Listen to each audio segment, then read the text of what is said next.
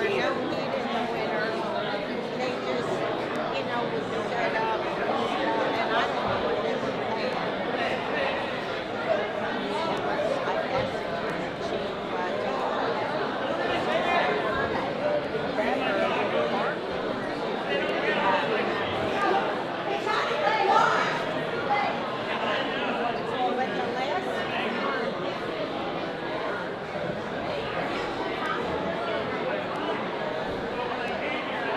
the last meeting I was at,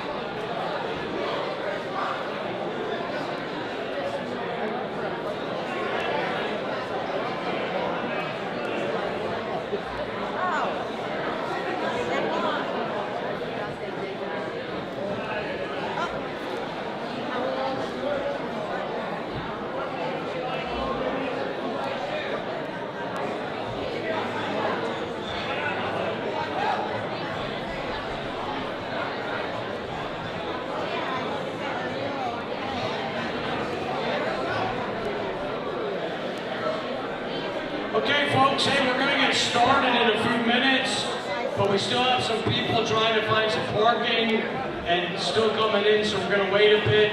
So if you want to get your seats, and get over there for those gun raffle tickets. Again, an AR-15, an actual M4, and a Dagger PSA 9mm semi-automatic pistol on one ticket. You will win both guns on one ticket. $10 a ticket.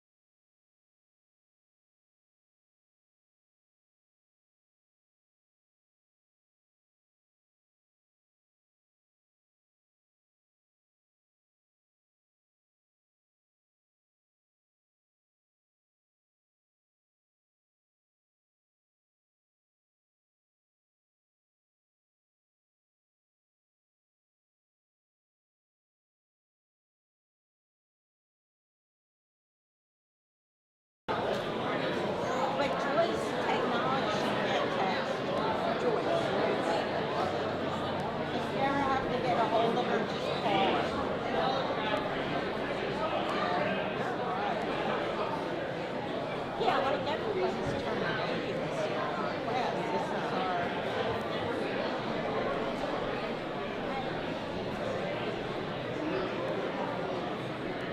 Check 1, 2, test. Testing. Welcome, folks. Welcome to the Berks County Patriots new meeting location at Temple Fire Company Ballroom. Thank you so much. Great to have a full crowd. Appreciate your patience while we were going through this. I know we're getting started a little late. We're on a learning curve trying to organize our parking outside as well as what we have in here. So thank you for being patient, but we are getting started. So welcome again. Welcome to all you new folks. How many new folks do we have here tonight? Fantastic. Fantastic. Thank you. Thank you. Special welcome to all you new folks. And for those that don't know me, I'm Sam Brancador, Chairman of the Berks County Patriots. Kelly is going to open our meeting with a prayer and a pledge.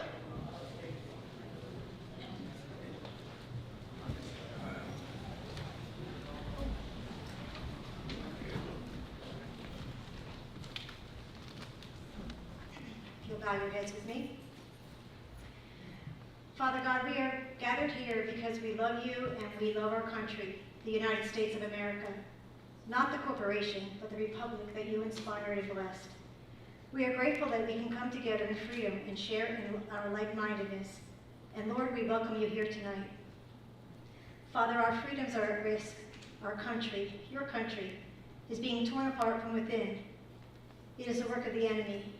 So we are gathered here because we care, because we want to fight for our freedoms, and we the people need you.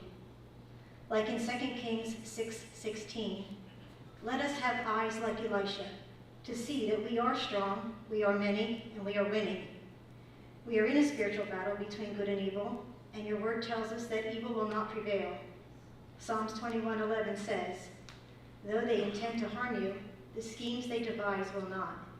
Thank you, Lord.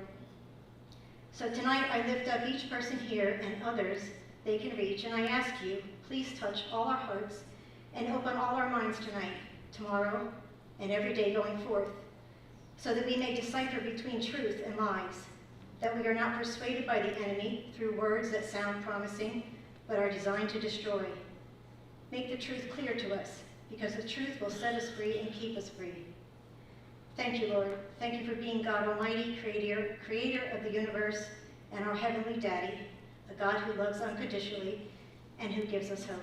We give you thanks, praise, glory, and honor in Jesus' precious, holy, powerful name. Amen. Amen. If you'll join me in the pledge, remove your hats if you haven't already. I pledge allegiance to the flag of the United States of America and to the republic for which it stands, one nation, under God, indivisible, with liberty and justice for all. Thank you. Thank you, Kelly. God bless America. Okay, folks, we have a special treat for you tonight. We have Bunny Stock, who is going to sing the national anthem. Welcome, Bunny.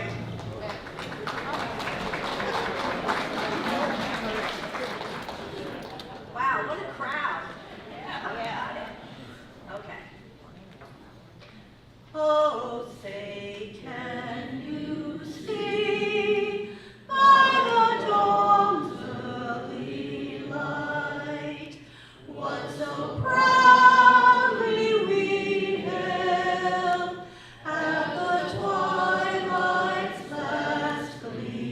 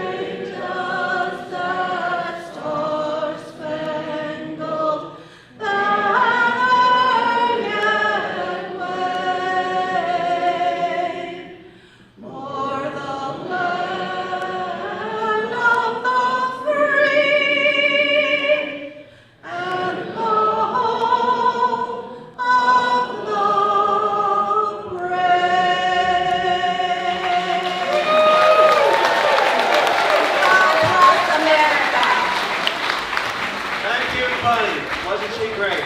Thank you, folks. Thank you, Buddy, again.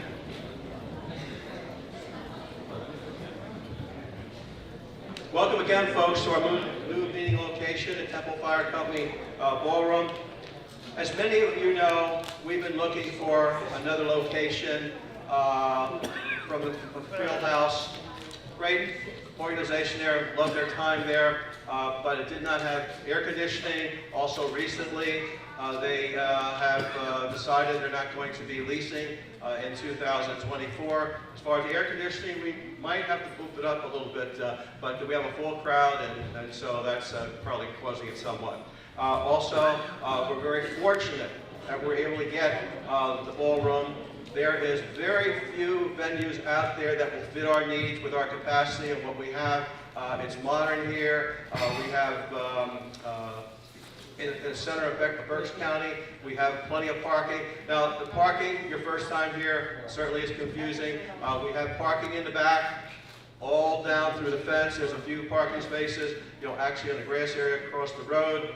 And then we also are able to use Citizens Bank across the street. Quite a lot of parking over there. You can do that. And obviously there's also on-street parking that you can do as well.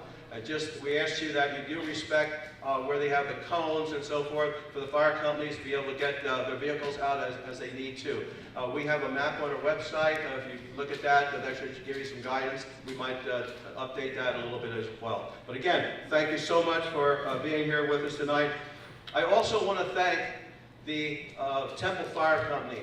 Folks, they were fantastic with the transition that we had here. They could not have been more cooperative, and I hope some of you, join and become members. Please, thank you.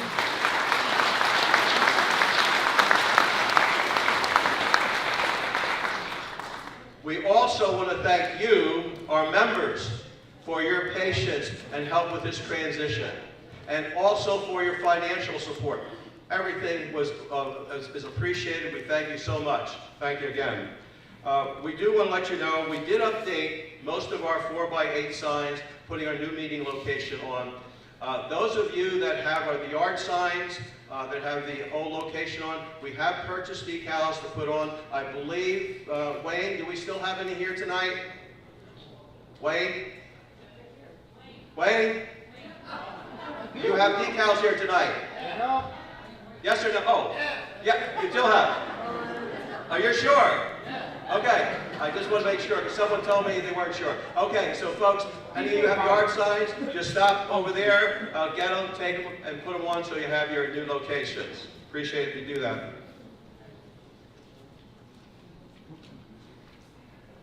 There are issues that several of us would like to talk about tonight, but we decided to strip that from the agenda because we want to have the maximum time for our special program tonight.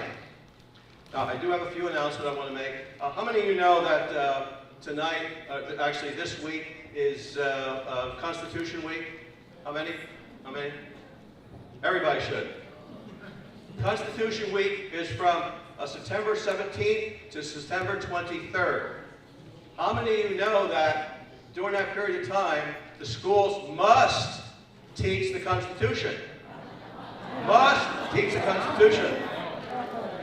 Folks, I want you to know, a law was passed in 2004 that any federal institution that does not teach the Constitution can lose federal funds. Because in the wording in the Constitution, second to last page, it says shall.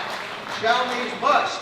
So check with your schools, check with your grandkids, your children and so forth. Make sure they are doing it. Also, this is not just schools. This is all federal facilities, such as post offices, any federal buildings. They must at least hand something out this week pertaining to the Constitution. We need to make sure we push that and force that, particularly in the school area. So make you aware of. For those of you that have the pocket Constitution, as I said earlier, second to last page has it. So you'll see there if you want some more information. Let's see, another announcement I have here. BCP board elections will be held November 16th. Nominations will be open the month of October. If interested, submit in writing, email, U.S. mail to any board member or BCP website. Self-nominations are permissible. Also, We need committee people and IT people. We will have more of this next month. You can also go to our website. We do need help. Please, consider that. I already talked about that. Okay, let's get started. How many of you think we have a runaway federal government?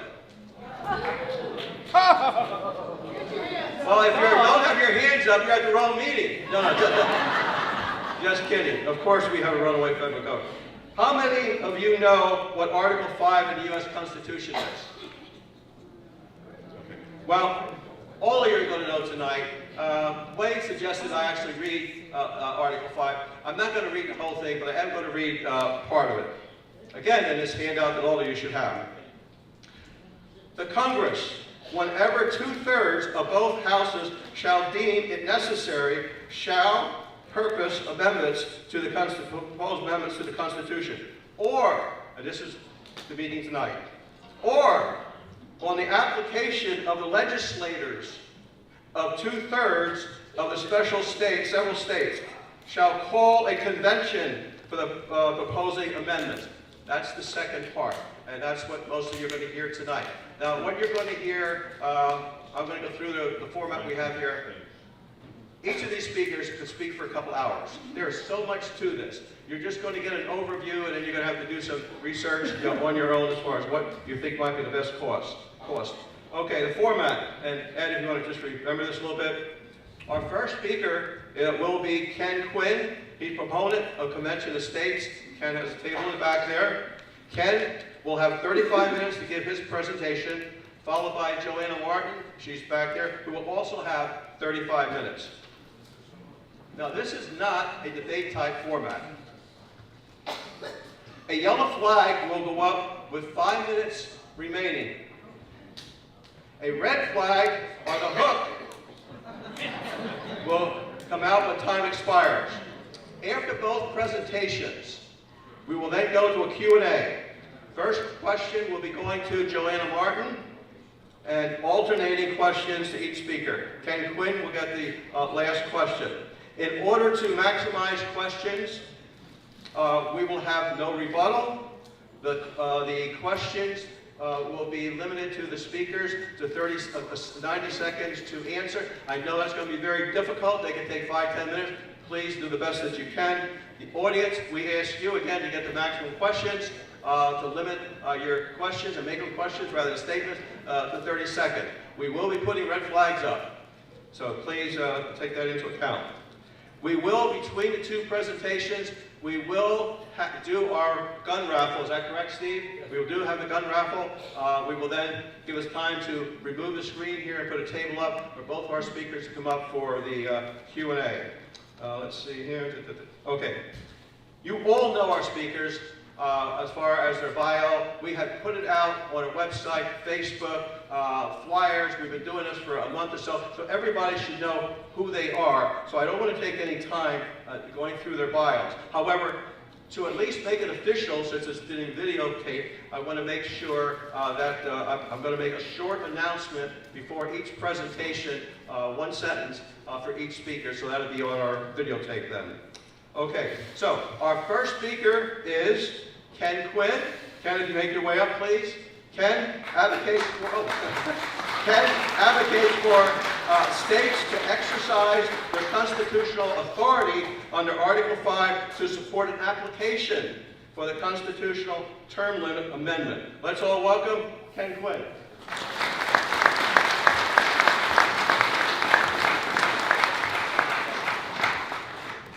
You got the proper Constitution there, right? Of course I do. Okay, good for you. Hey, Ken, I'm going to switch you over now. Oh yeah, let me, look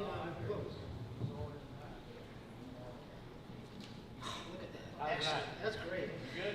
I've lost my voice talking to all of you, so I'm going to do my best. I want to thank you, Sam. I want to thank you all for the invite to come here this evening. Whoops. Wow. This already has really done wonders for my spirit with the beginning prayer and song, and my red, white, and blue blood is just pumping right now. So this is great. I got involved in politics back in the Tea Party days, so it feels like I'm home. Even though I'm from Maine, I want to thank you for this opportunity, for allowing both of us to present our arguments. Now, I want to warn you, I'm going to throw a lot of information at you tonight, but that's on purpose. But quickly, before I go into my presentation, just a quick poll. Who's in favor of using the Constitution to propose term limits on Congress? Raise your hand. Who is against using the Constitution to propose term limits amendments, or any amendment? Okay, who's kind of on the fence and wants to learn more? Okay, all right. Well, good. Well, if you want to go deeper on this subject, Saturday at 10 at the hotel, Best Western Plus in Shillington, I'm going to do 4 hours of this. So, 4 hours, and I highly recommend you come if you are on the fence or if you're against, if you have an open mind to the truth. So, with that said, I want to jump into this. This was going to be what we cover. Free pizza Saturday, so you definitely want to come for the free pizza. I am going to be myth busting. I'm going to be destroying all the myths against an Article 5 convention at this, so it's going to be really good. Okay. John Dickinson at the Federal Convention said, "Experience must be our only guide. Reason may mislead us." Today I've changed that to "Experience must be our only guide. Fear is paralyzing us." I testify around the country for an Article 5 convention, and I constantly hear legislators fearful of using the Constitution as the framers intended. And it's really a shame. Our country is going to hell. Nothing is going to change unless we, through our state legislatures, use the Constitution to fix the problem. And I am going to prove to you tonight that, number one, the Federal Convention of 1787 was not a runaway convention. We do not, I repeat, we do not have an illegal constitution. Let's not dishonor the framers by saying they violated their commissions and exceeded their authority. And I'm going to prove that to you. My second proof I am going to show tonight is that the Article 5 Convention is a limited convention and is not, I repeat, not a constitutional convention. So buckle up, get ready, this is what it's going to feel like. Here we go. Okay, we have a very long, rich history of conventions in our country. Rob Nadelson has done a great job collating many of these. This is how the colonies before our independence dealt with issues, and this is how the states after our independence and even after the adoption of the Constitution deals and has dealt with issues. These have all been limited conventions based on the subject matter: Indian negotiations, defense, price controls. Obviously, we're going to be focusing on a couple tonight, but before I do, I want you to look at number 39. We had an official convention of the states called by the Arizona State Legislature to, guess what, but to draft rules for an Article 5 convention. So if anybody tells you we don't have the rules for this, it's nonsense. We didn't need that convention because we had the rules prior to that, but now it's official. Now, also, you might hear that we don't have precedent for such a convention, that the only precedent we have is the Philadelphia Convention where they adopted a new constitution. That is not true either, folks. In 1861, the country was heading to war. The states Virginia called an official convention to propose amendments to the U.S. Constitution. They met for 3 weeks in February of 1861. They drafted several amendments. Their plan was to prevent the war from breaking out. Because it wasn't called under Article 5 requiring 2/3, they couldn't get it proposed out, so they gave that amendment to Congress. Former President John Tyler was the president of this convention. He walked over to Congress, gave it to them. They sat on it, and within a couple months the war broke out, so it was a moot point. But we know the process works, okay? Don't let anyone tell you we've never done this before. In fact, the states meet officially every single year. It's called the National Conference of Commissioners on Uniform State Laws. They meet for 1 week, and this convention operates just like an Article 5 convention. The states appoint commissioners. It's a limited convention based on a predetermined subject matter. When they arrive, they produce their credentials, showing their powers. They vote, one state, one vote, just like an Article 5 convention, and whatever they pass by a majority vote, they then bring it back to their legislatures to have their state legislature adopt as state law if they like it. This has, any of you heard of the Uniform Commercial Code? That has come from a convention of the states. In fact, Pennsylvania is looking at 5 of these acts right now. So do not listen to people that tell you we don't know how to do this. This started in 1892 because Congress was interfering with the states, and the states said, hey, feds, get out of our business. This is a state issue. We'll let the states decide how they want to create laws. And this body creates laws for financial laws, family laws, all kinds of stuff. And the process is vibrant today, all right? Now, when it comes to state constitutions, we have a long, rich history of proposing amendments for state constitutions. Every state has had a convention to adopt their own state constitution. They've had over 6,000 amendments proposed in these conventions. In fact, my neighbor, New Hampshire, I'm from Maine.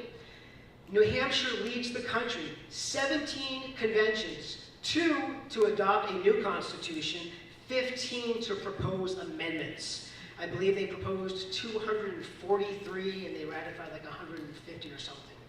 We know how to do this. In fact, I recommend reading some books that I've read here.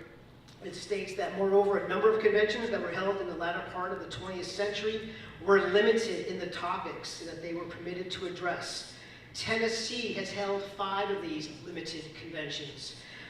North Carolina, the legislature sought to control constitutional change by strictly limiting the sorts of amendments that could be proposed by the Constitutional Convention. Again, this is a limited process. In fact, Pennsylvania, you have done it yourself.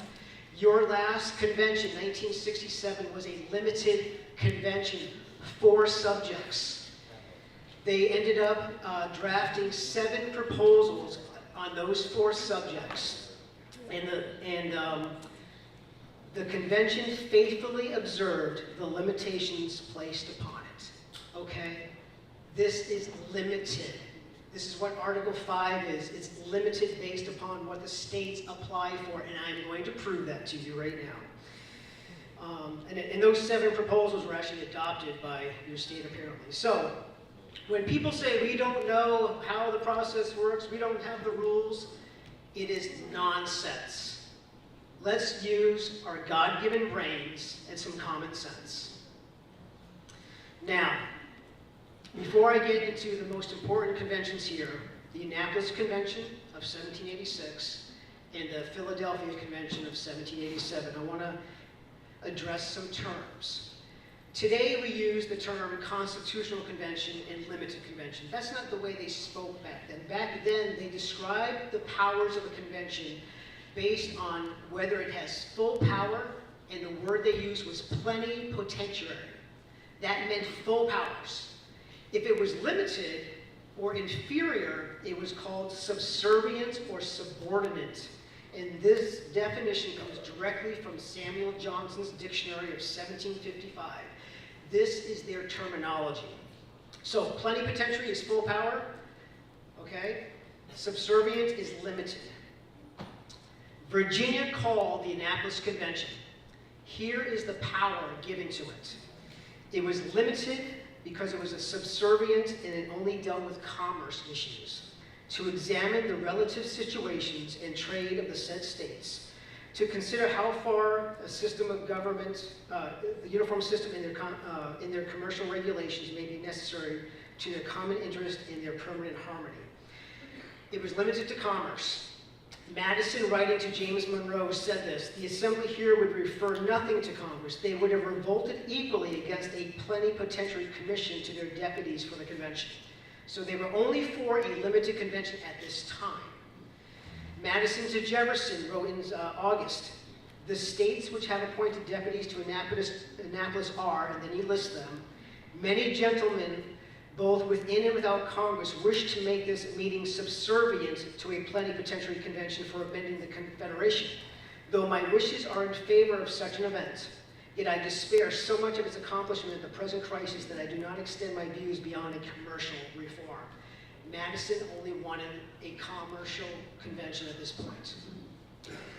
The Annapolis Convention met September 11th, 1786. Only 5 states sent delegates. They realized we did not have enough representation to conduct business, and they also, amongst themselves, realized we need to go back to our state legislatures and ask for expanded powers to call a plenipotentiary convention.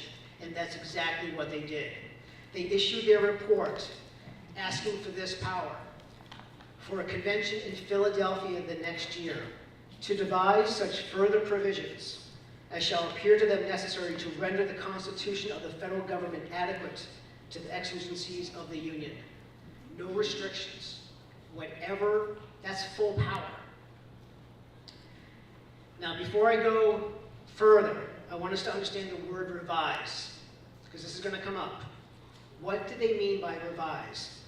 The term revise means to review, to overlook, to consider over again, to re-examine. The example, we make a general review of the whole work. So a revision can revise the entire document. Okay? No restrictions whatsoever. Now, Virginia called the convention. It was not the Confederation Congress that called the Philadelphia Convention, it was Virginia. And these are the powers. This is the scope of the convention call. Convention proposed to be held in the city of Philadelphia in May next for the purpose of revising the federal convention. Revising means full review.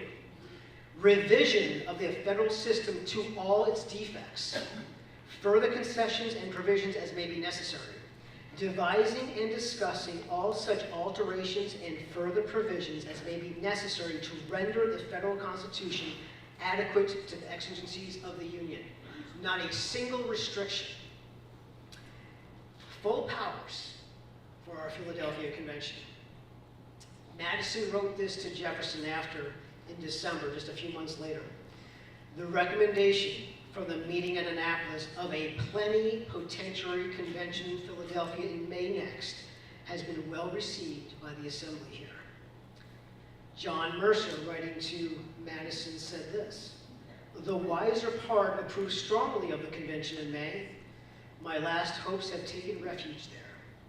They will, I believe, give almost unlimited powers." He was from Maryland. That's what they did. Here in a nutshell, the snapshot is what happened. September 11th, Annapolis issued, well, they convened and issued their report calling for a full convention, full power convention. Virginia calls that convention by sending out an invite to all the states with those powers referenced in their call. And then 4 months later, in February, 4 months, Congress kind of felt left out, as Congress always seems to be feeling. And what Congress did, now this is critical, under the Articles of Confederation, there is no provision allowing a convention to be called by Congress. Congress could not call such a convention.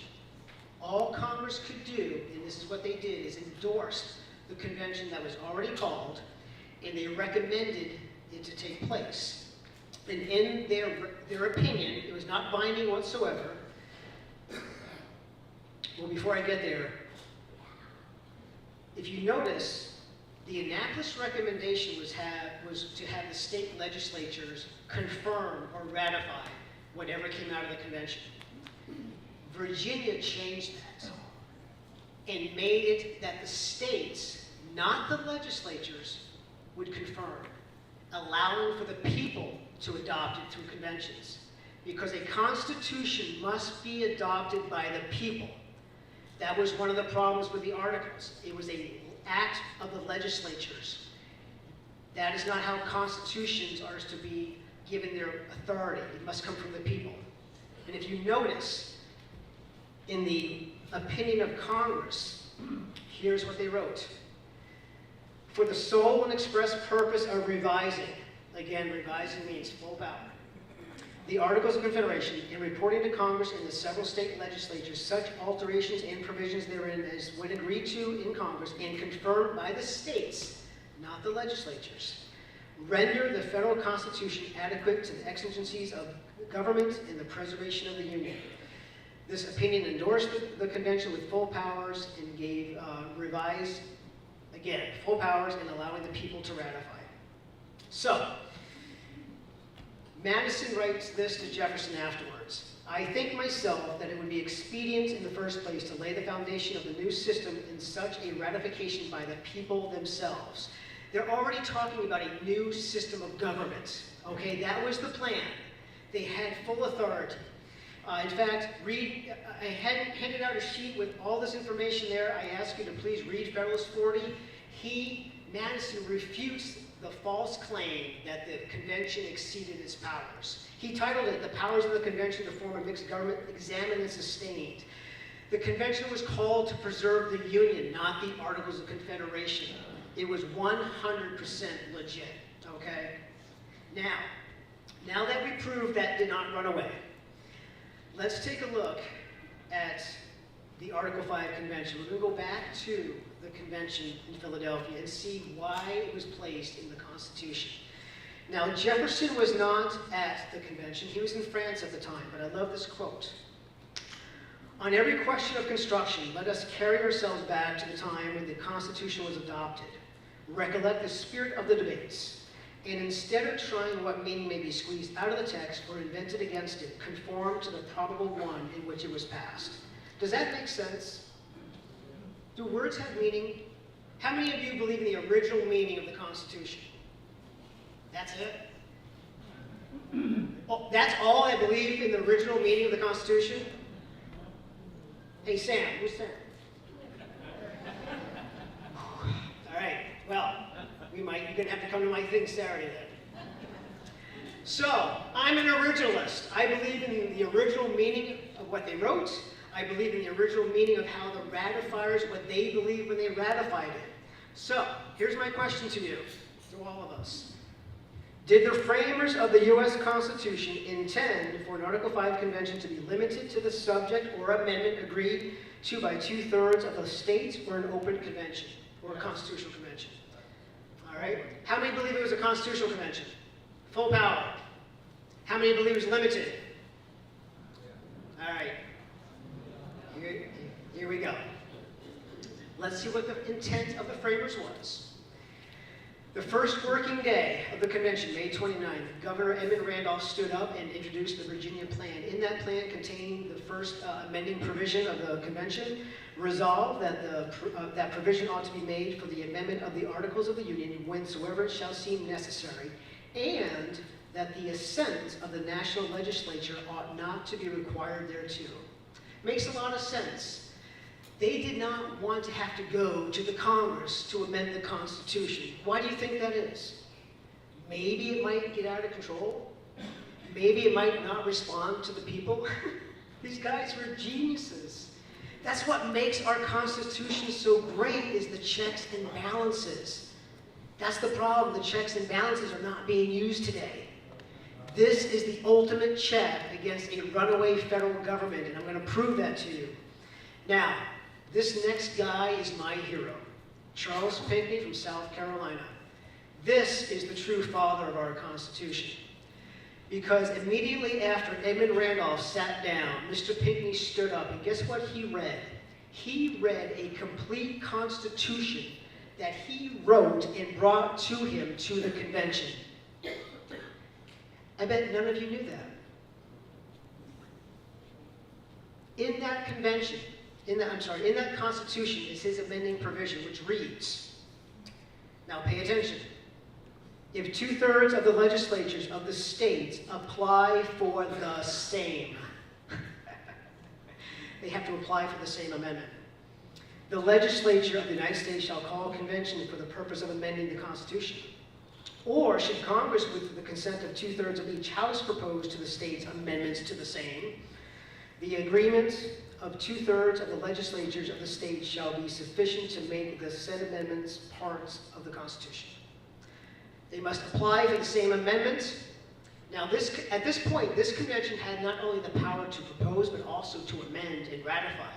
If Congress proposed, then the states would have to ratify. We get to June 11th, and George Mason stood up as they're discussing the amending provision again, and he said, "The plan now to be formed will certainly be defective, as the Confederation has been found on trial to be. Amendments, therefore, will be necessary, and it will be better to provide for them in an easy, regular, and constitutional way than to trust to chance and violence.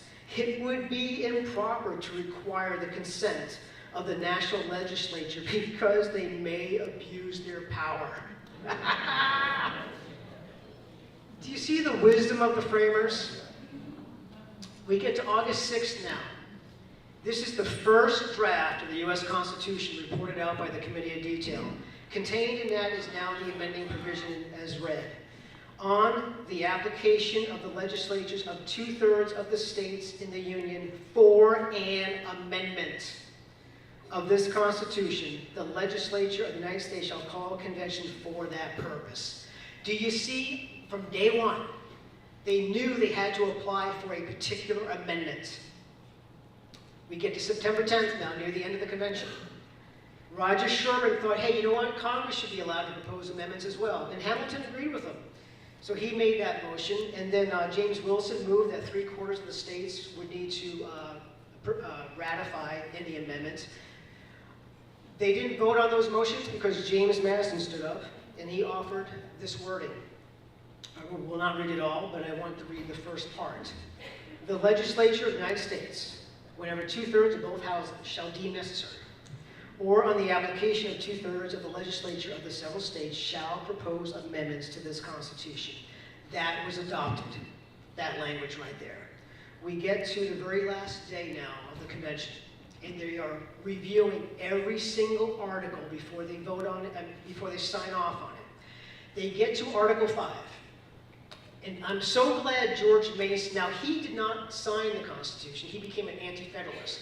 But I'm glad he stuck it out and didn't go home like the two boys from New York did. He stuck around, and he was like a thorn in their side, and thank God for that. Because he stood up. He knew something was going on. The plan of amending the Constitution is exceptional and dangerous, as the proposing of amendments is in both the modes to depend, in the first immediately, and in the second ultimately on Congress. No amendments of the proper kind would ever be obtained by the people if the government should become oppressive, which I believe will be the case. He did not want Congress to even propose the amendment applied for. They don't trust Congress.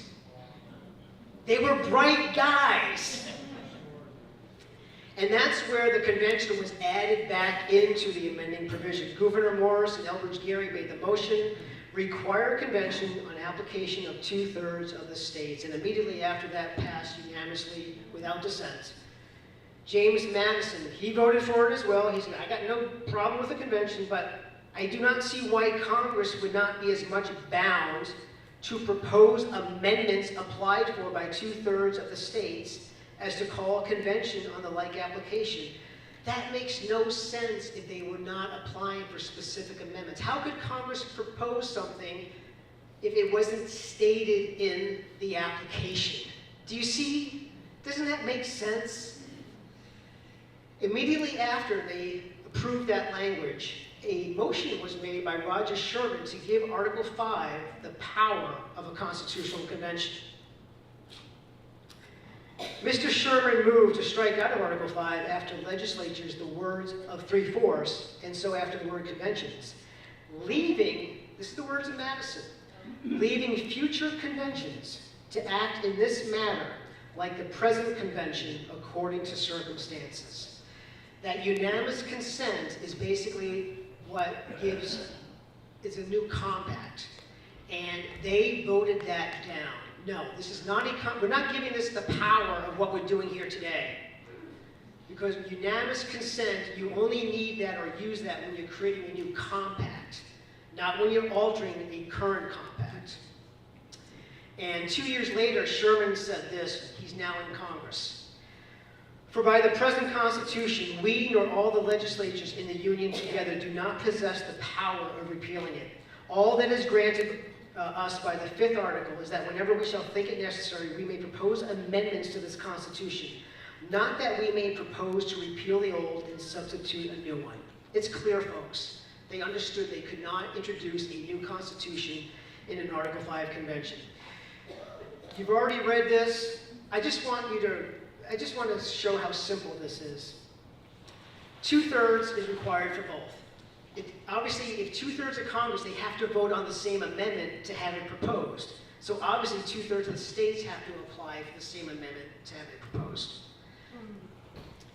What trips people up here is where it says, shall propose amendments in the plural. You notice how both Congress and the states, that language is there?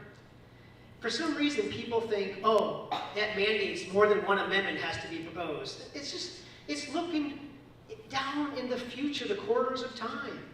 A convention for proposing amendments. The only time more than one amendment has ever been proposed by Congress was the Bill of Rights. Every other amendment was a single amendment. If this is equal with the states, and it is, that means the states can introduce and propose a single amendment. And let me prove that to you. Oh, before I do, Article 5 does not have any rules for ratifying conventions. Did you know that? There's no rule.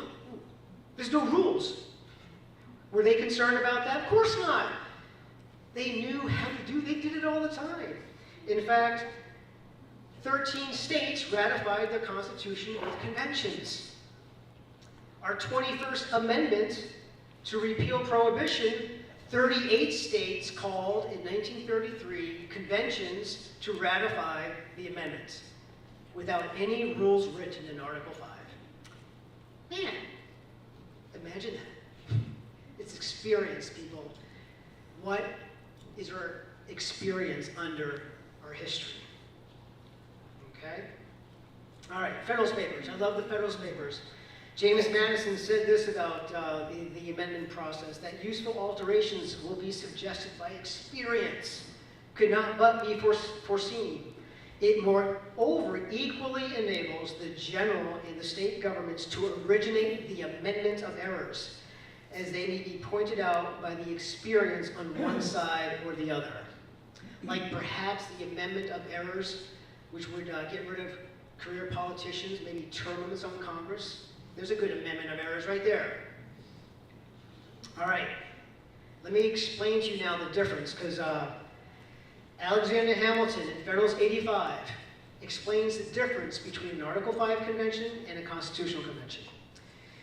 The moment an alteration is made in the present plan, it becomes to the purpose of adoption a new one, and it must undergo a decision of each state. To its complete establishment throughout the Union, it will therefore require the concurrence of 13 states, unanimous consent. If, on the contrary, the Constitution proposed should once be ratified by all the states as it stands, alterations in it may at any time be effected by 9 states. That's your 2/3.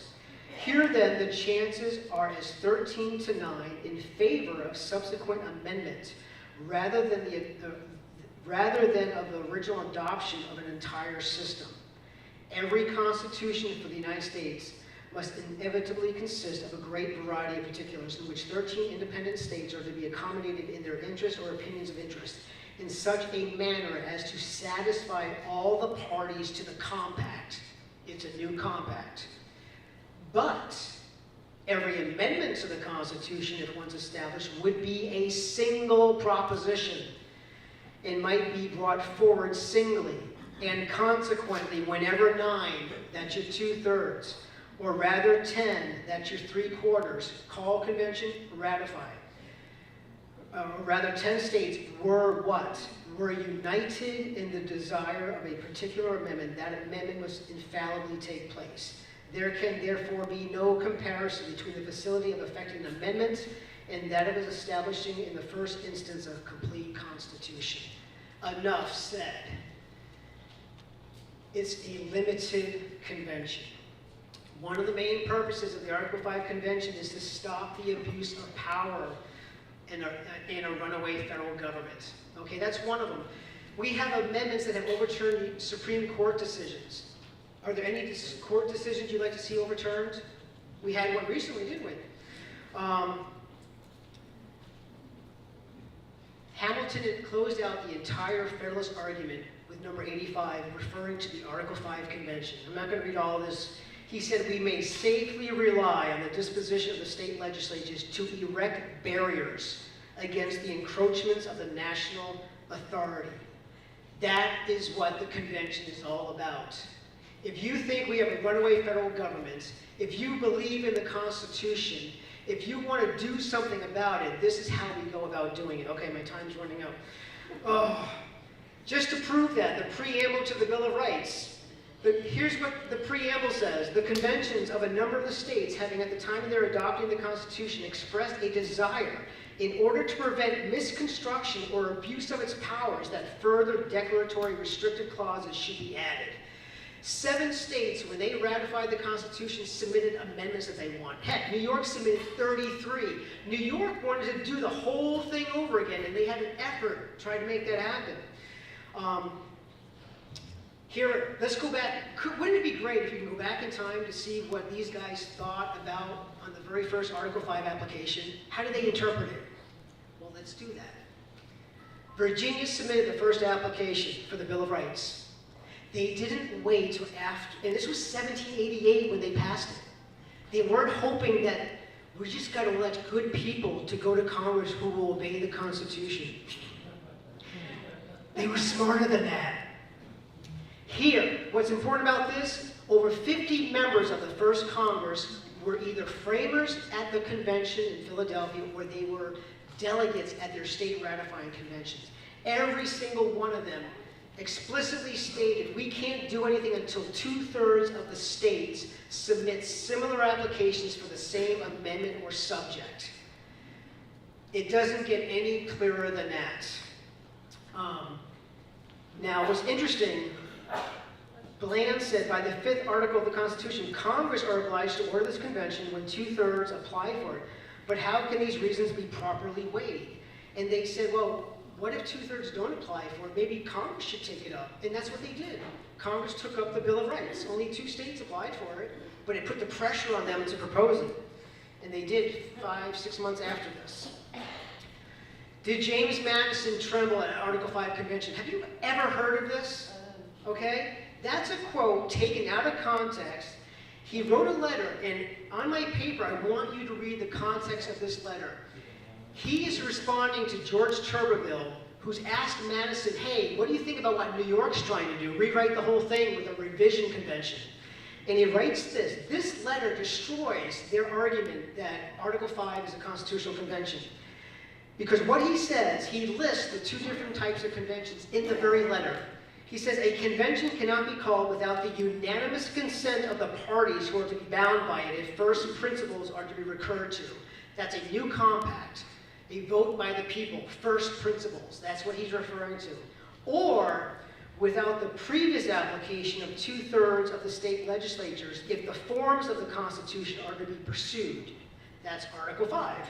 The difficulties in either of these cases must evidently be much greater than will attend the origination of amendments in Congress. Listen, he thought it should have been amended. Right during that period of time, the heat between the 2 parties, he said this in the letter, we won't get enough states to call unanimously to redo the whole thing. We couldn't even get 2/3 to agree on amendments. He said the simplest way is to have Congress propose amendments. Read the letter, please. And under Section 3 of that letter is where that quote comes that he trembled. He was referring to, he didn't want to go through the whole thing over again because nothing good would come out of it. In fact, if you read Federalist 38, he goes into great detail about this, and he says that they were looking to redo the whole thing, and that is what he's against, not Article 5. Okay, oh boy, I gotta blow through this real quick, guys, because you gotta come Saturday. Oh, nullification, I do want to address nullification real quick. Madison said this about nullification. On the other hand, what more dangerous than nullification, or more evident than the progress it continues to make, either in its original shape or in the disguises it assumes? Nullification has the effect of putting powder under the Constitution and Union, and a match in the hand of every party to blow them up at pleasure. Nullification is basically putting ourselves back under the Articles of Confederation where the states don't abide by anything. We want a more perfect union. We don't want to go back. We want to go forward, making it better, not worse. At least I do. And I want to use the Constitution. Nullification is not a constitutional remedy. Let's first exhaust our constitutional remedies before we go to any other extremes. Does that make sense? Oh, okay. I'm going to end that, I guess. Last thing, Congress has introduced 12,000 amendments to the U.S. Constitution. 12,000, 55 this year. And many of these are great amendments. The states have never introduced a single amendment under Article 5. And so it's time we wake up and use the authority that they've given us. So I want to thank you for your time, and I hope to see you Saturday. Come see me at the table when we're done here. Thank you.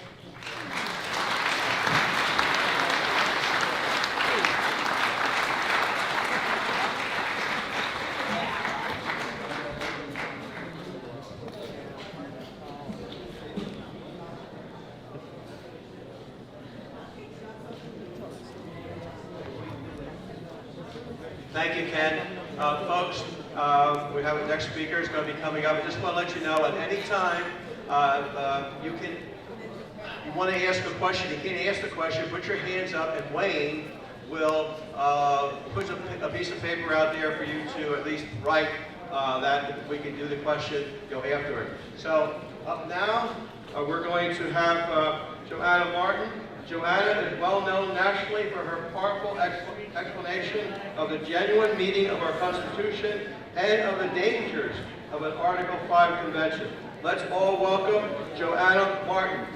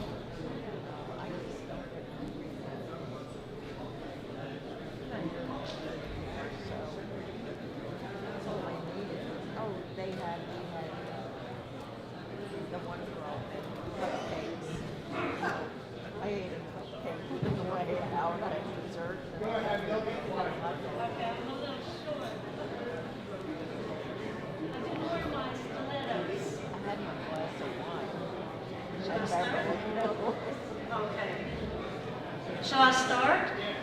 Okay. My exhibit list has the proof of what I'll say. My email address is going to be posted, so contact me to get my exhibit list. Our problems are caused by the moral decline of the American people, their lust for federal funds, and ignorance of civics. Everyone ignores the Constitution. No amendment can fix these problems. A term limits amendment would speed up the replacement of people in Congress who ignore our Constitution with new people who ignore our Constitution. And all the conventions Mr. Quinn talked about had nothing to do with addressing our federal Constitution. So they're irrelevant. Tonight, I will show you. The globalists want a new constitution which moves the United States into the North American Union. That's This task force report, can we cut the clatter, the chatter, thank you. This task force report, prepared by the Council on Foreign Relations, provides for the political integration of Canada, the United States, and Mexico. What this sets up is so antithetical to our Constitution that they must get a new Constitution before we can be moved into the North American Union. To get a new Constitution, they need Congress to call an Article 5 convention. So it isn't about getting amendments to our existing Constitution. That's just the pretext for state legislatures to apply for a convention. Article 5 provides two methods of amending our Constitution. Congress proposes amendments or calls a convention to propose amendments if 2/3 of the states apply for a convention. The first method was used for the existing 27 amendments. Congress proposed them and sent them to the states for ratification. We've never had a convention under the second method. It is dangerous, and James Madison, Alexander Hamilton, 4 U.S. Supreme Court justices, and other legal scholars warn against it because a convention gives the enemies of our Constitution the opportunity to get rid of it and impose a new one. But our enemies have been pushing for a convention for some 60 years, ever since the Ford Foundation produced the Constitution for the new states of America. We are disarmed under this Constitution.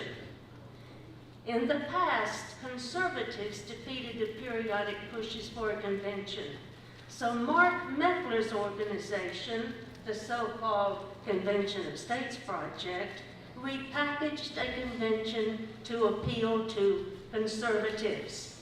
They now claim that the only way to limit the power and jurisdiction of the federal government is to amend our Constitution. And we can only get amendments to do that at a convention. So let's look at the Constitution.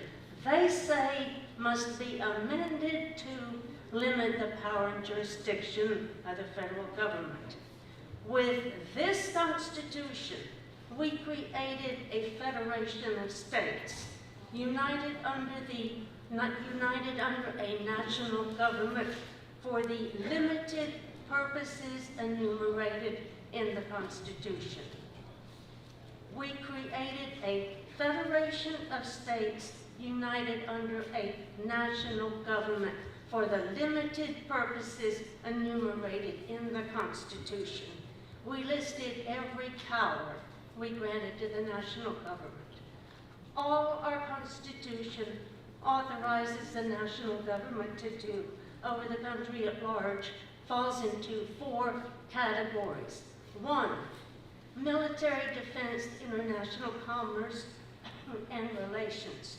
2, immigration and naturalization.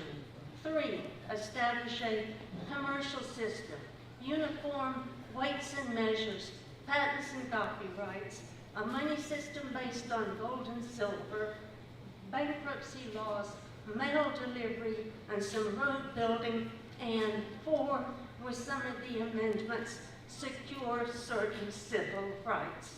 That's it. All other powers are reserved by the states or the people. It's only with respect to the enumerated powers that the national government has lawful authority over the country at large. This chart lists the powers. Everybody ignores this limited delegation.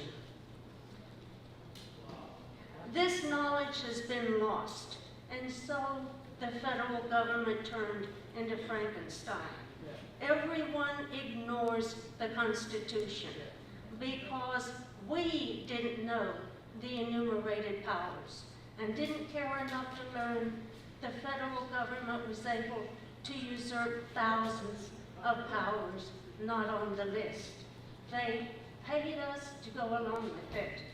State and local governments, educational institutions, hospitals, businesses, farmers, and individual citizens collaborated with the usurpations by taking federal funds to participate in unconstitutional federal programs. To claim that these problems can be fixed by amending our Constitution makes as much sense as saying that since people violate the Ten Commandments, God should amend the Ten Commandments.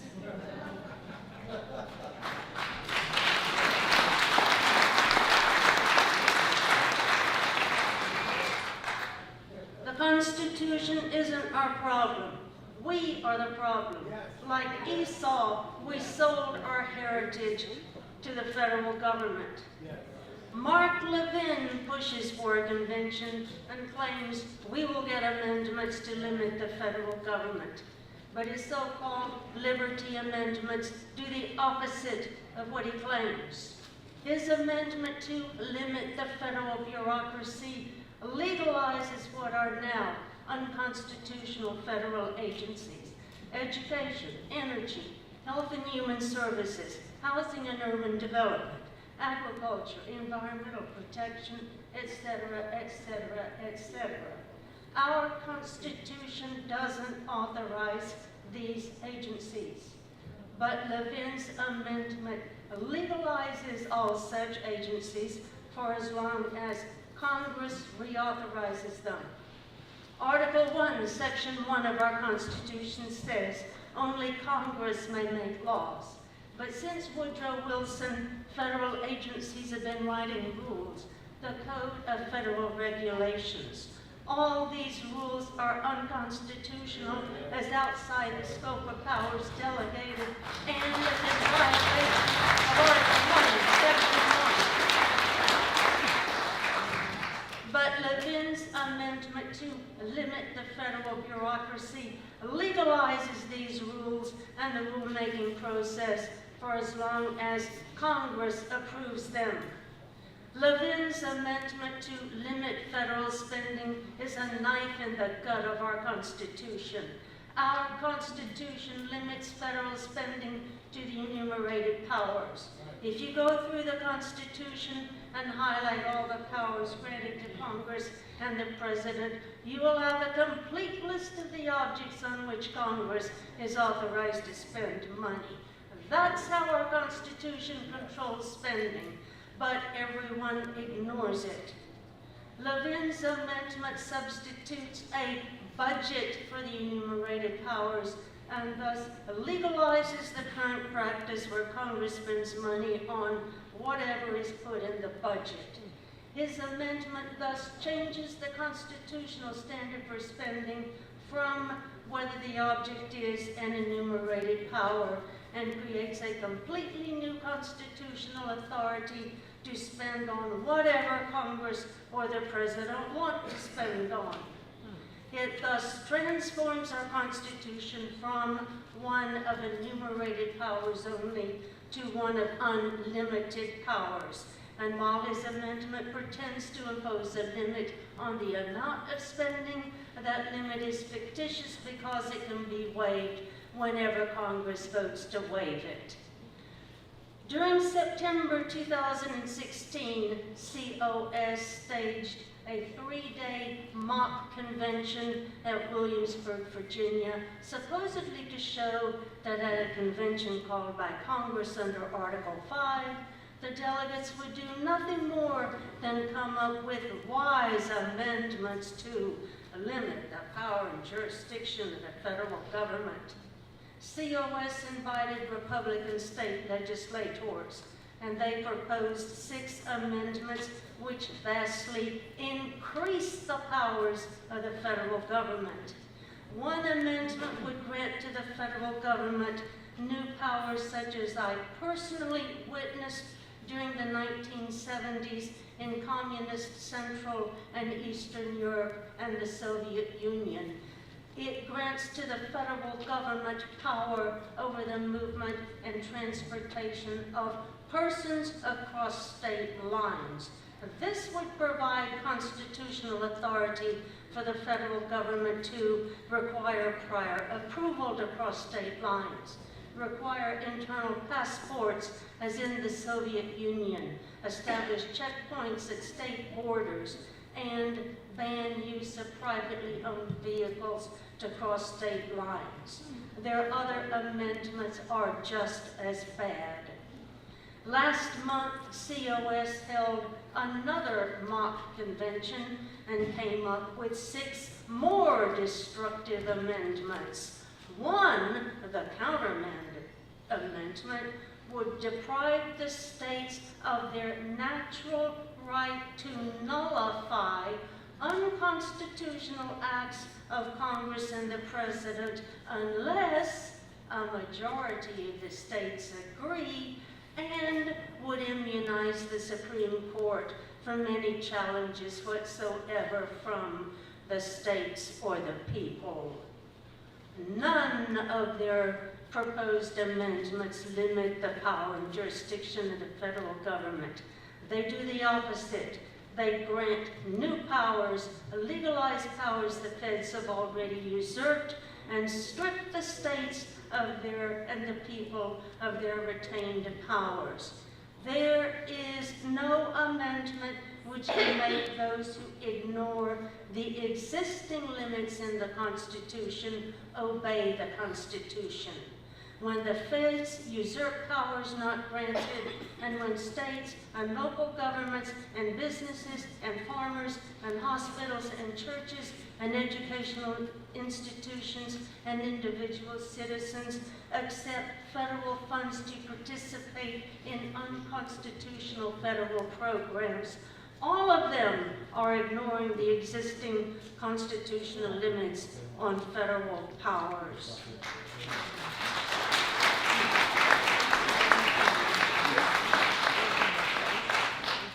So their claim that we can get amendments to rein in the power and jurisdiction of the federal government is false. The convention pushers claim that the convention method of getting amendments was added to Article 5 so that when the federal government violates the limits in the Constitution, we could rein them in by amending the Constitution. That's absurd. Our framers were not silly men.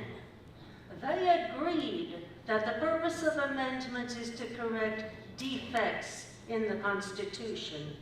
George Mason's concern was that Congress might refuse consent to amendments needed to correct defects in the Constitution.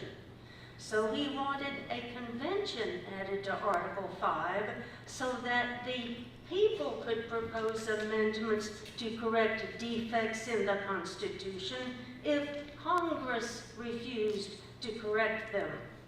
For example, our original Constitution had an oppressive defect.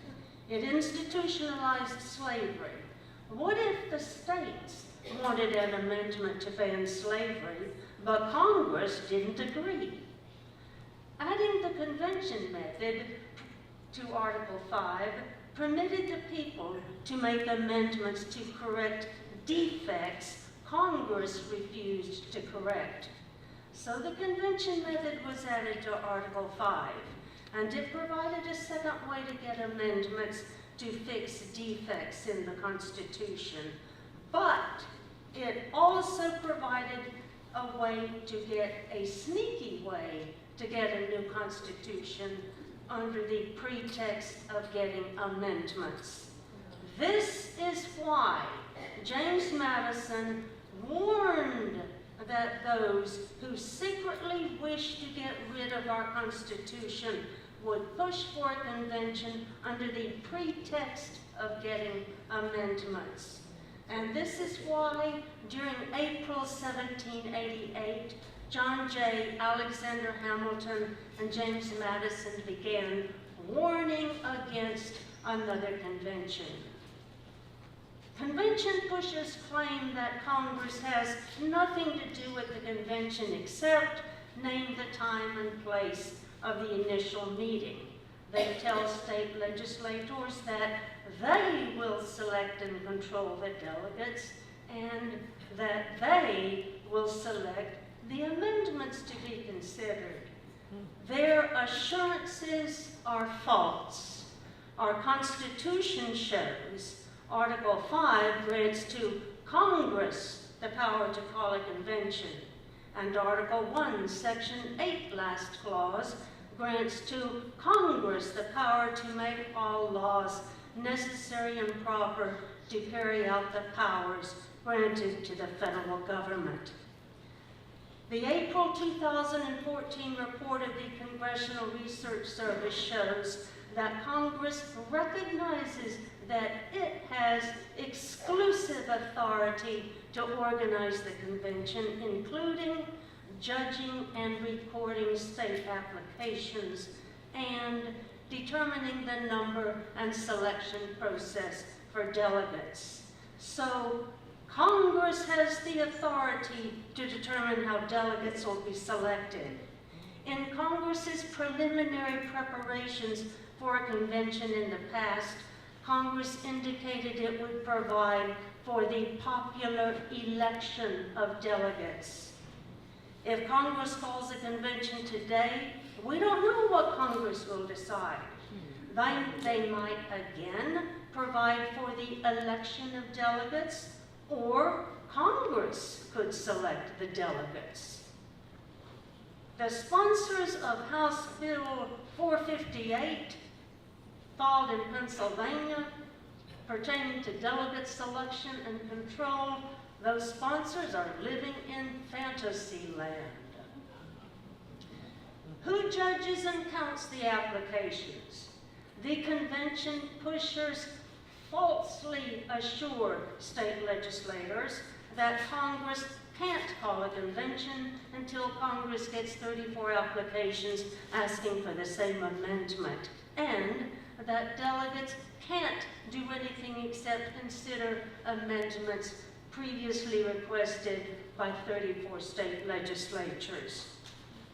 Meanwhile, their people in Congress are filing legislation for Congress to count all applications together, regardless of the amendment specified in the application. The legislation filed last year in Congress, House Bill 8419, provides that all non-rescinded applications would be counted together to get to 34 states. The legislation filed this year, H-Con Resolution 24, provides that all applications on any national issue or for a balanced budget amendment, whether since rescinded or not, are to be counted together. So it doesn't matter what amendment a state legislature asks for. There's no such thing as a limited convention because all applications will be counted together. So, Congress decides how delegates will be selected, and Congress decides how to count the applications. Once 2/3 of the state legislatures, that's 34 states, have applied for a convention, Congress takes over, and state legislatures have nothing more to do with the convention. They claim that a convention is safe because 3/4 of the states have to ratify whatever comes out. That's false. Our Declaration of Independence recognizes the right of the people to alter or abolish their government instead of a new one. We invoked that right in 1776 to throw off the British monarchy. In 1787, we threw off our first constitution, the Articles of Confederation, and set up a new constitution, the one we now have, which created a new government. How did we get from our first constitution to our second constitution? There was a convention to propose amendments to our first constitution. The Continental Congress resolved on February the 21st, 1787, to call a convention, quote, for the sole and express purpose of revising the Articles of Confederation, end quote. But the delegates ignored this limitation, and they ignored similar instructions from their states, and they wrote our second constitution.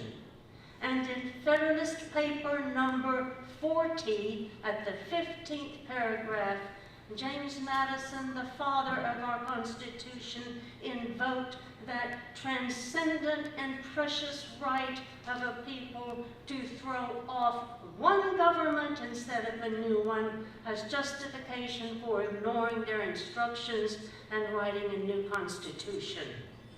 You can't stop that from happening at another convention. If we have a convention now, George Washington, James Madison, Ben Franklin, and Alexander Hamilton won't be there. Who will be there? We don't know. Congress decides how delegates will be selected. And you can be sure that among the delegates will be those who steer the others to the predetermined outcome, which is a proposed third constitution.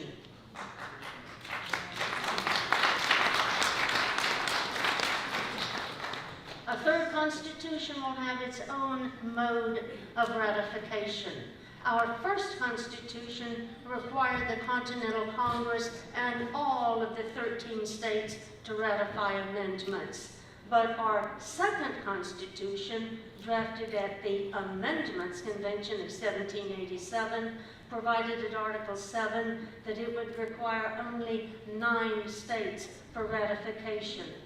If we have another convention, nothing can stop delegates from proposing a third constitution with its own mode of ratification. New constitutions are already prepared. The proposed constitution for the new states of America is ratified by a national referendum. Whoever controls the voting machines will determine the outcome. The states are dissolved and replaced by regional governments answerable to the new national government. The Constitution for the new Socialist Republic in North America is proposed by the Revolutionary Communist Party, USA. The Constitution 2020 movement is backed by George Soros. He wants a Marxist constitution. The Obama faction supports this one. The National Constitution Center is a quasi-official agency of the federal government. They sponsored a constitution drafting project, which proposed 3 new constitutions. The Progressive Constitution, the Libertarian Constitution, and here is the so-called Conservative Constitution. Open borders are in the Libertarian Constitution. Abortion, sexual orientation, and sexual preference are expressly granted constitutional rights in the Progressive Constitution. Mark Meckler smears and ridicules those who warn that if Congress calls a convention, our existing Constitution is likely to be replaced by a new one which imposes a tyranny. He sneers at those who warn that we could lose our right to keep and bear arms. But the so-called conservative Constitution was co-authored by Princeton law professor Robert P. George, who is a member of Mark Meckler's COS board. It imposes gun controls with red flag confiscations. Now let's look at the New World Order. President George Bush Sr. assured us it will usher in a new era of peace and prosperity. During 2005, his son, then the president, met with the Prime Minister of Canada and the President of Mexico, and they hammered out a plan for a North American Union. A task force report for the Council on Foreign Relations wrote up the plan. And here it is. A parliament is to be set up over and above Canada, the United States, and Mexico, and our military and police forces are to be combined. This is altogether repugnant to our existing Constitution. In order to institute the North American Union, they must get rid of this. To get rid of this, they need a new Constitution for the United States. To get a new Constitution, they need an Article 5 convention. This is what the elite want. They are funding the push for a convention. Meckler claims his is a grassroots organization. He's funded by grandmas sending him $5 checks out of their paltry monthly incomes with little notes attached saying they wish they could give more. But the tax form 990s filed by Meckler's organization, which he signs as president, show he's funded primarily by mega donors who each give his organizations up to $2 million a year. Moreover, two members of the Council on Foreign Relations, Robert P. George and C. Boyden Gray, have been on Mark Meckler's COS board since its inception in 2014.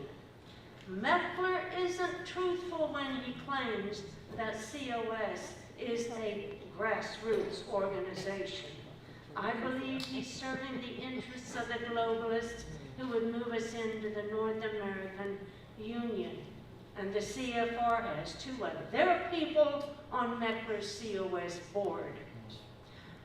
The Biden administration is also pushing the North American Union. On January the 10th, 2023, Biden and the Prime Minister of Canada and the President of Mexico issued the Declaration of North America. This is a summary of the Council on Foreign Relations Task Force report. That's the agenda behind the push for an Article 5 convention. To move us into the North American Union, they need a new constitution. COS says there is no danger of getting a new constitution because delegates can be controlled by faithful delegate laws. That's absurd. Congress decides how delegates will be selected. State legislatures have no power to select the delegates. Our Declaration of Independence recognizes the right of the people to form, modify, or abolish their government. So the delegates can, like James Madison, exercise that self-evident right to throw off the governments we have and write a new constitution, which moves us into a new form of government. And since it will have its own mode of ratification, it's sure to be approved. This is why James Madison, Alexander Hamilton, 4 U.S. Supreme Court justices, and many other legal scholars warn against an Article 5 convention. Federal spending. The Pew report shows that for fiscal year 2020, 1/3 of the revenue the Pennsylvania state government got was from federal funds. and that's a pittance compared to the additional federal money sent into Pennsylvania to local governments, non-governmental organizations, price supports, grants, Medicare, Social Security, etc.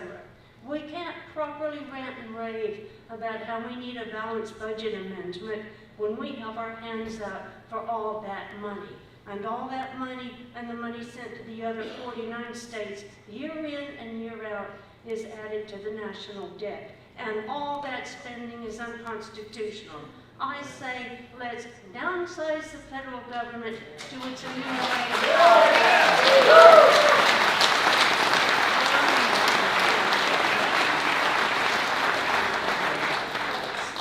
So what's the solution? First, James Madison said our Constitution depends on the people having the virtue and intelligence to select men of virtue and wisdom to office. But we lost our virtue and intelligence. We abandoned personal responsibility. We accepted federal strings when we accepted federal money. We didn't learn the Constitution and obey it. We cannot restore our Constitution unless we face up to our moral and patriotic duties. Second,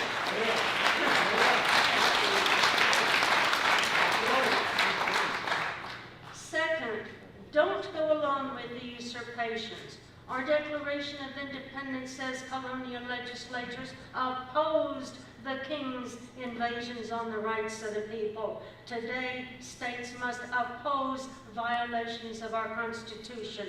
Hamilton, Jefferson, and Madison said, since the states created the federal government, they are the final authority on whether their creature has violated the constitutional compact the states made with each other. And when the federal government usurps powers not delegated, each state has the natural right to nullify of their own authority all such acts of the federal government. The refusal to submit to unconstitutional acts is the remedy our framers advised when the federal government violates the Constitution. And stop taking federal money. It was the states and local governments and everybody else who had their hands out for federal money who sold our reserve powers to the federal government.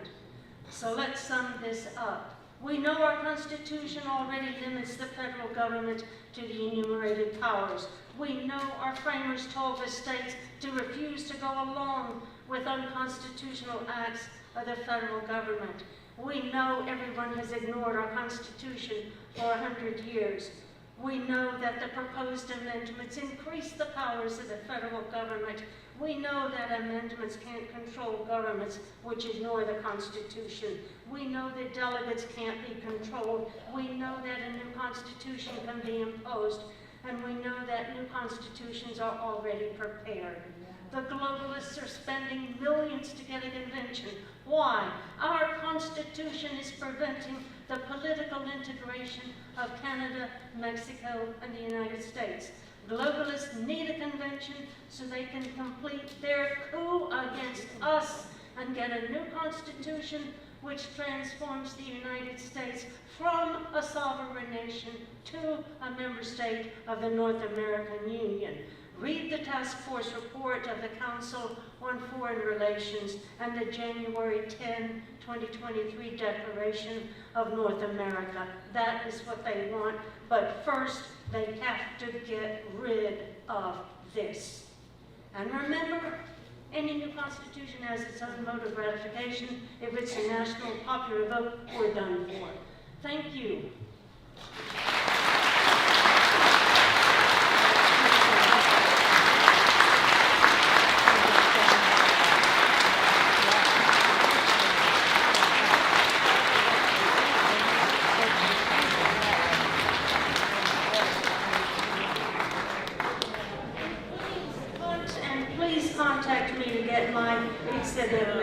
I'm a retired litigation attorney. I prove what I say. My proof is on my exhibit list. Thanks.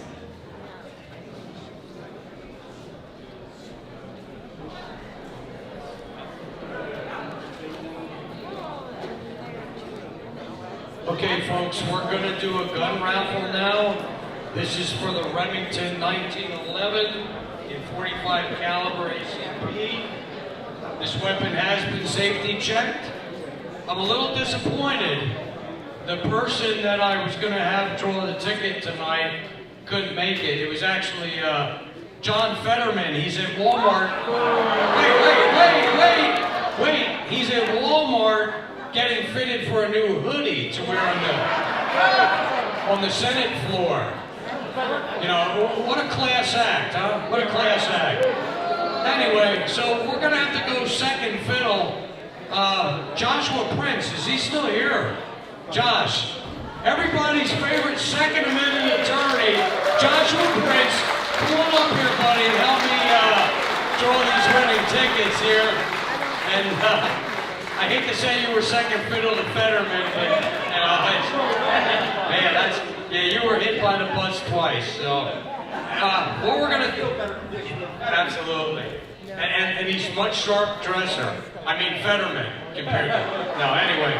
So this is for the 1911. The first ticket pulled is for the firearm. We're going to pull a second ticket. That person's going to win an American flag kit. And we're going to pull a third ticket, which is going to give you another ticket to be entered in for the AR-15 and the pistol drawing. We're going to give you a free ticket. So the first one out of the drum is going to be the winner for the 1911. All right, we have Michelle Reed, number 43. Michelle here? You don't want to miss out on a 1911. She's still going to get the gun. No, it becomes mine now.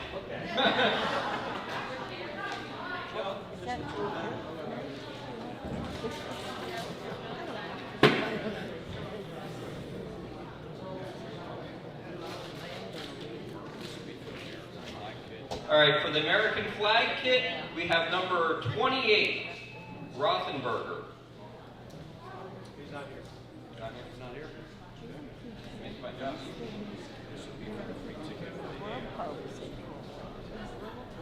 All right, and for the free ticket for the AR pistol, we have number 134, Nate.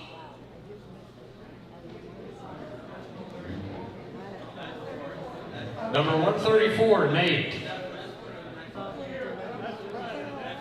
Okay, thanks, Josh. We appreciate it. Everybody knows Josh. He's a great attorney, pro Second Amendment. Let's hear it for him. Even though he can't fill the shoes of Fetterman, but close.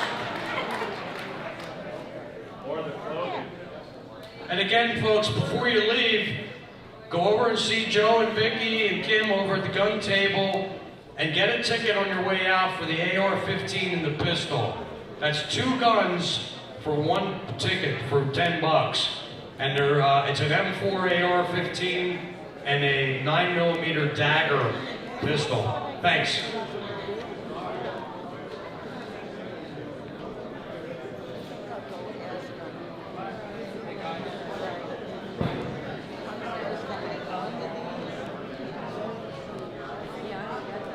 Check, 1, 2, 3. Test, 1, 2, 3.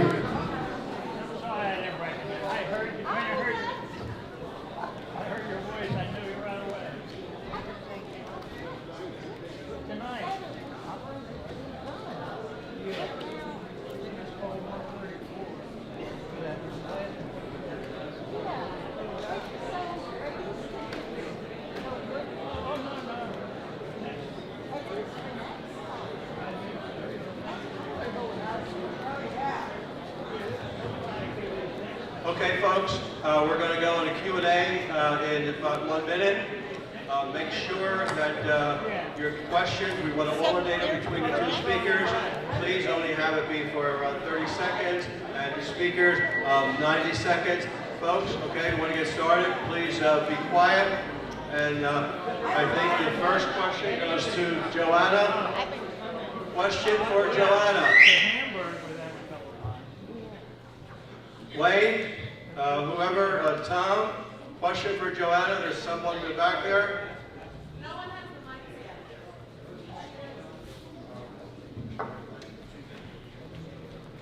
Thank you, Rebecca.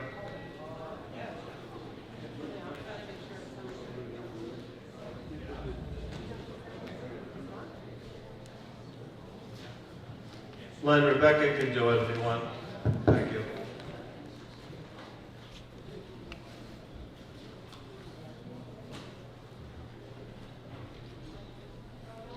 Okay, do we have our first question?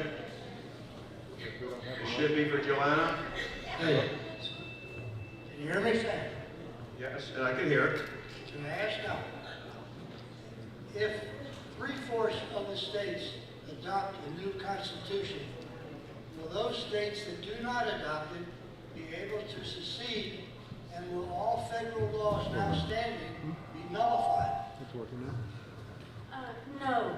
Any new constitution will have its own new mode of ratification.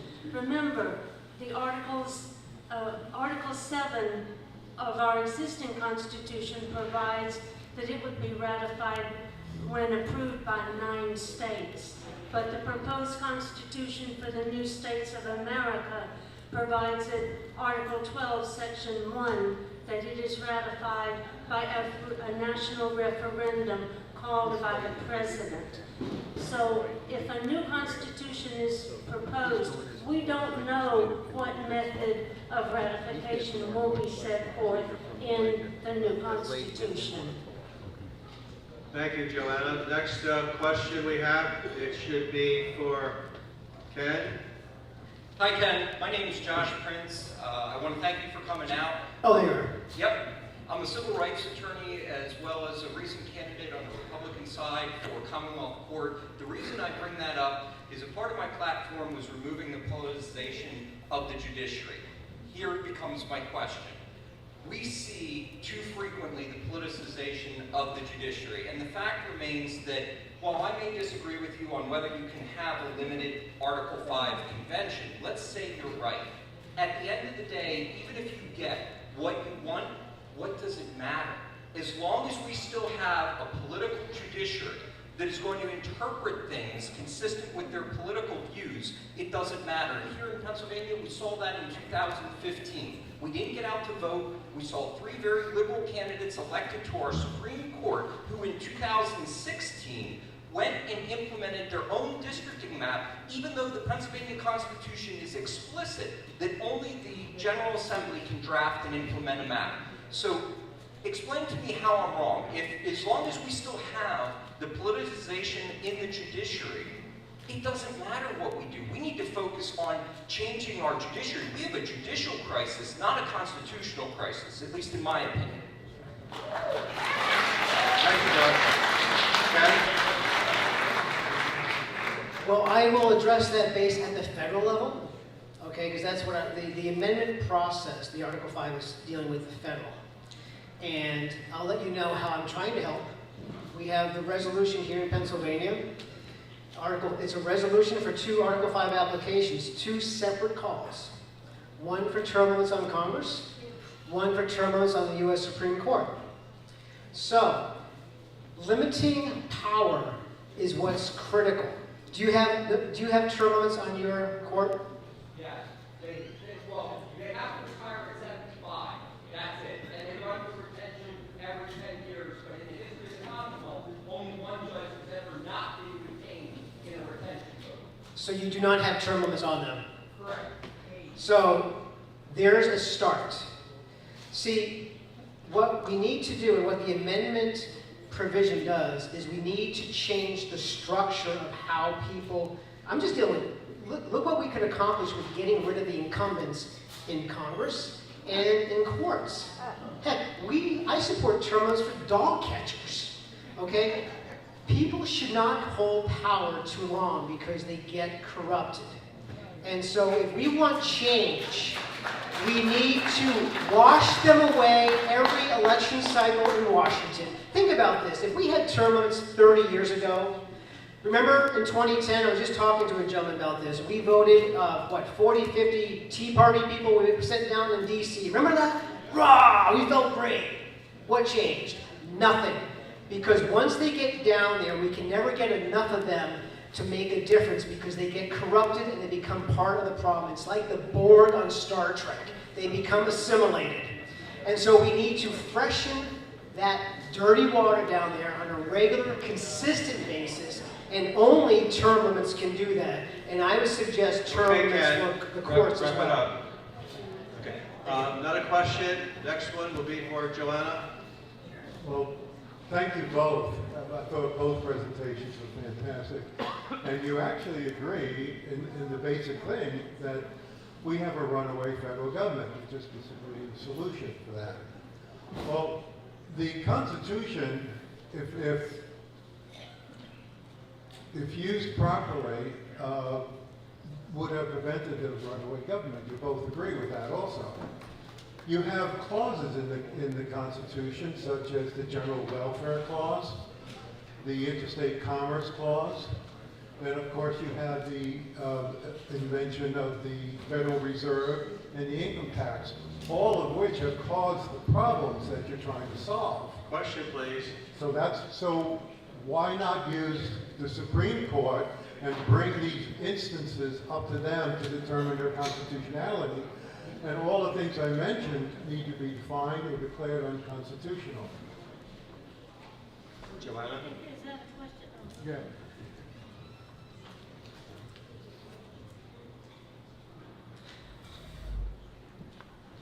Alexander Hamilton, Thomas Jefferson, and James Madison were very clear. The Supreme Court is not the final authority on the genuine meaning of our Constitution. The Supreme Court was created by Article 3 of the U.S. Constitution. The Supreme Court is nothing more than a creature of the Constitution.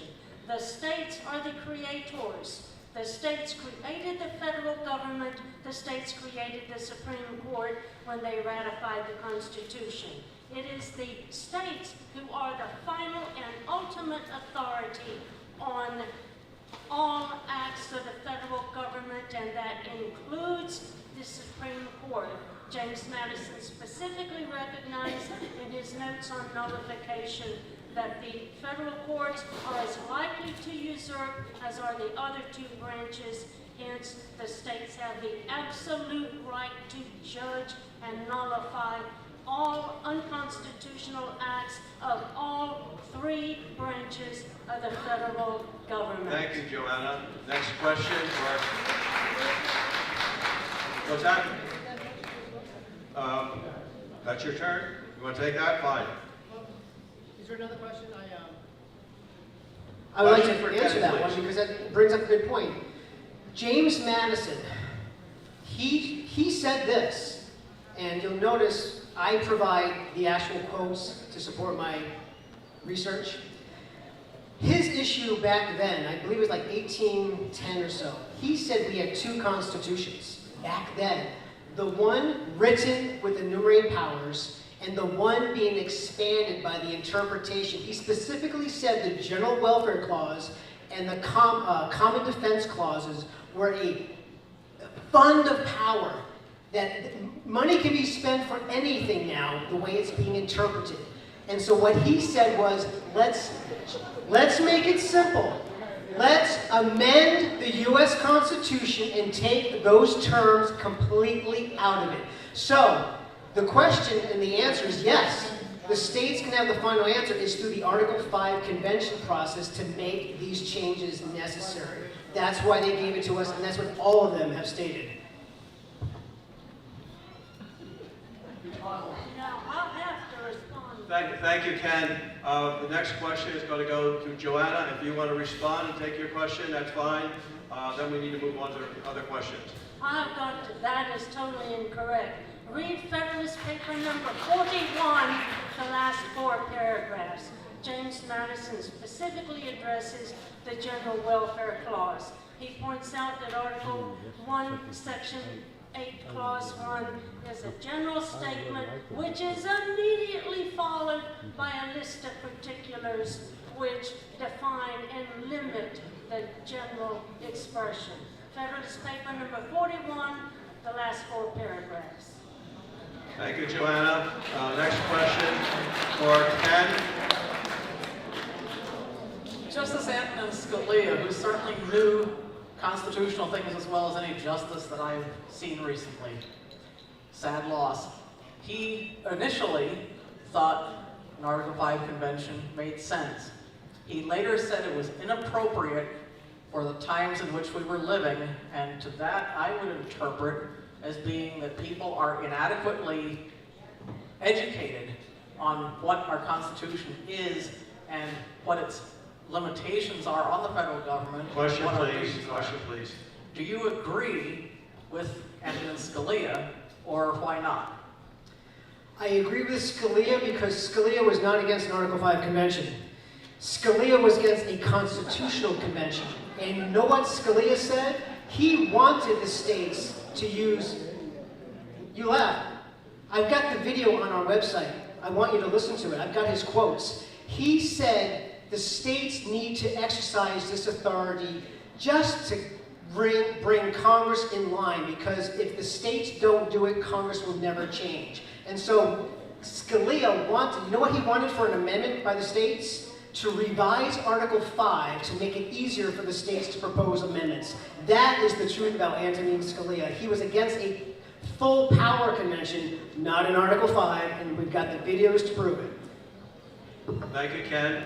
Next question for Joanna. Excuse me, Sam.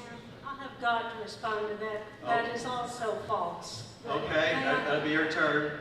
In 1979, Justice Scalia supported an Article 5 convention. He was at that time a young law professor, wet behind the ears. In 2014, he's wised up and he opposed an Article 5 convention. He said, oh, I wouldn't want that. Who knows what would come out of that? Now, to say that James Madison supported an Article 5, that Justice Scalia supported an Article 5 convention when he became smart is totally false. Read the sentence after he said that. Hold it, Joanna. She leaves out the remaining sentence. Kenn, is this your turn? Question for Kenn? Back there. Again, assuming... What's your name? My name's Ron. Hey, Ron. Let's assume that Ms. Martin is wrong, that Congress does not send the delegates or decide the delegates. She's completely wrong on that. Let's assume for a second that the state legislature sends them. Why would I believe that career politicians at the state level who also aspire to go on to the federal level, who tell us all the time that elections are our term limits, and who would certainly not like to see a precedent at the federal level on term limits, because then the pressure would be on them at the state level, why would I believe even the state legislature would send people to the convention who would actually enact term limits?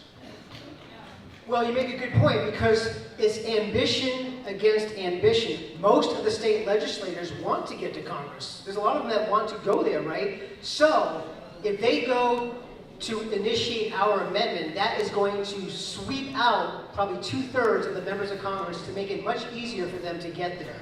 So we need to use, as Madison said, ambition rivals ambition. So that is why they would want to do that, because it would make it easier for them to get to Congress. Open seat elections are better for everybody. It gives more people an opportunity to participate in our government. It gives we the people more choices to vote. Listen, I'm from Maine. Do you know how sick and tired I get of only 2 options for U.S. Senate? Susan Collins, who promised to only serve 2 terms, is now there for her 5th term. Enough is enough. We have got to destroy the incumbent party that's controlling everything, and that's what term limits would do. But the current reason that they want to go is because they're career politicians. So if you're going to limit that, that ambition goes away. But they're not there for life. Thank you, Kenn. Folks, I'm going to alter the format here. There's going to be 2 more questions. I'm going to give each of them an option. Joanna, you can either take the question from the audience for your last question, or say whatever you want. I'm going to give Kenn the same option then. Okay, question for Joanna. Back in the back. Joanna, Ken mentioned a lot of conventions that were held by the states. Could you comment on that? I certainly can. States can hold conventions all the time.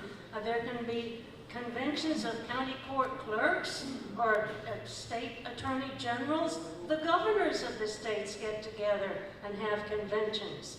That's well and good.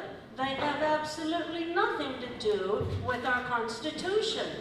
The only convention provided for in our Constitution for addressing our federal Constitution is the convention provided for at Article 5, U.S. Constitution. And that convention is called by Congress, and pursuant to Article 1, Section 8, last clause, the necessary and proper clause, Congress has the power to make all the laws necessary and proper to carry out its power to call the convention. So, call a convention for the purpose of addressing our federal Constitution.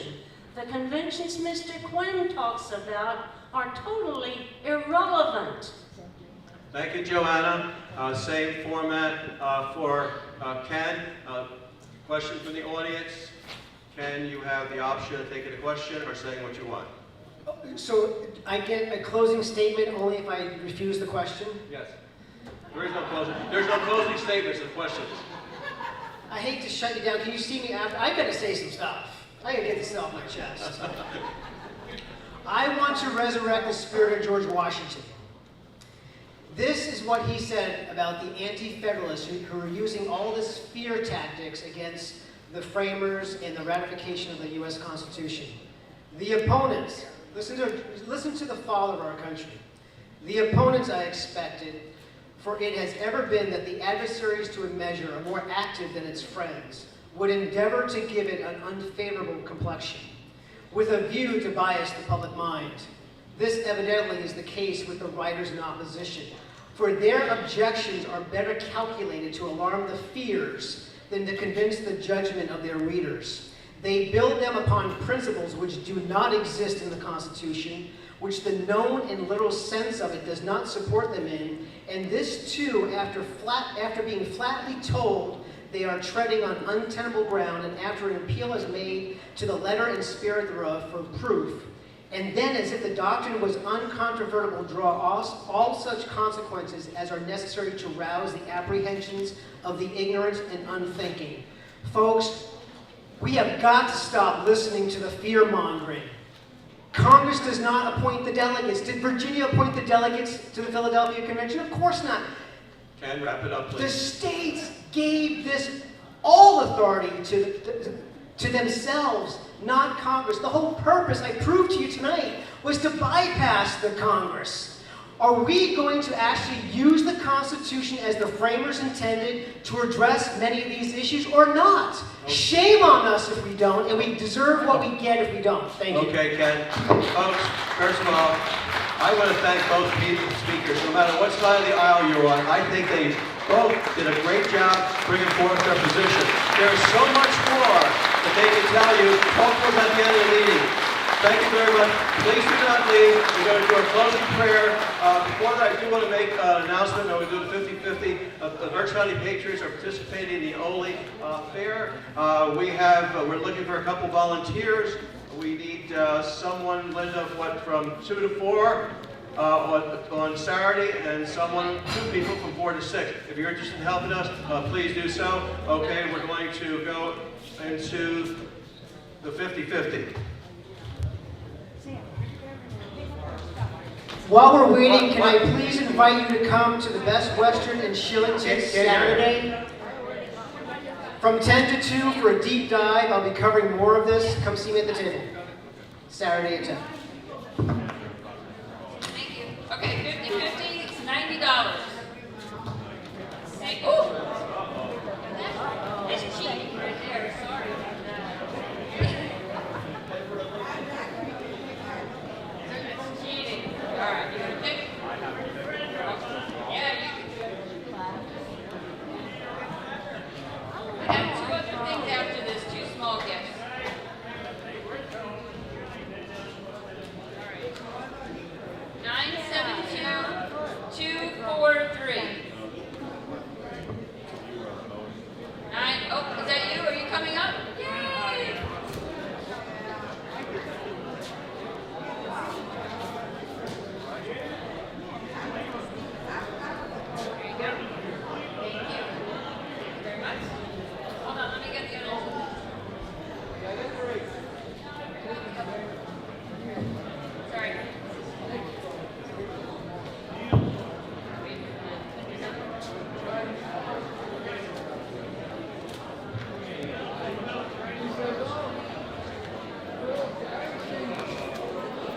Okay, this is for this blue bag. Gun owners, what does it say? Gun owners of America. 972304. 972304. We got something.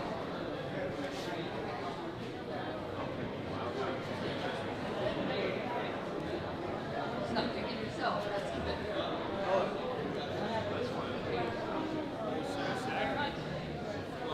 And they'll think it's great if you pick yourself.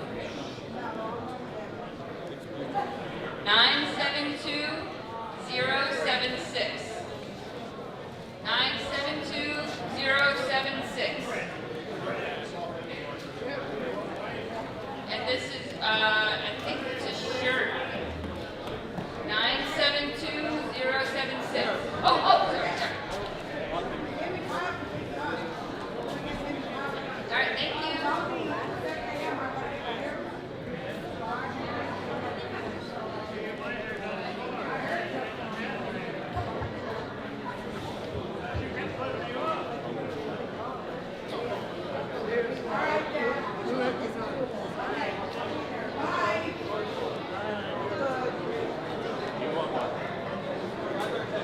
All right, folks, we're going to say a quick goodbye prayer, and then you're free to go. We'll just bow your heads. Father God, we thank you again for the ability to come here together and learn. And Lord, we just ask that you reveal the truth to us. We need to know the truth so we can move forward. And Lord, be with each person as they drive home today. Keep them safe. In Jesus' name, amen.